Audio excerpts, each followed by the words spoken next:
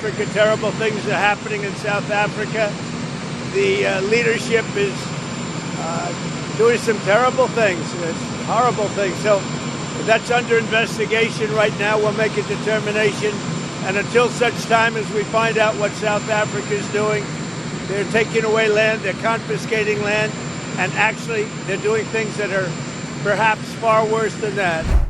The EFF has noted the threat by the President of the United States of America, Donald Trump, who has issued a threat to cut foreign aid to South Africa and impose sanctions on South Africa for adopting legislation that permits the expropriation of land without compensation and implementing policies that addresses historical race-based inequalities in our country.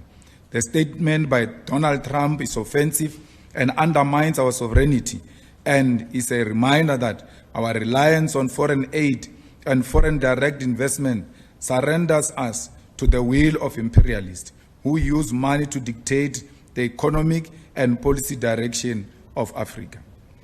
We want to make it categorically clear to the President of the USA that we are going to expropriate land without compensation and pursue legislative measures to do so, and no threat will stop us. His misinterpretation of the Expropriation Act, which is a mild and cosmetic intervention, is an assessment of a measure that is going to be pursued through the amendment of our Constitution as South Africans, and there is nothing he can do to undermine our independence. The EFF reiterates its position that we must build state capacity, build a strong agricultural and industrial nation which will not depend on the West, and intensify trade relations with progressive nations such as China, Russia, and nations within BRICS who do not use foreign policy as an instrument to impose their will or bully other nations into submission.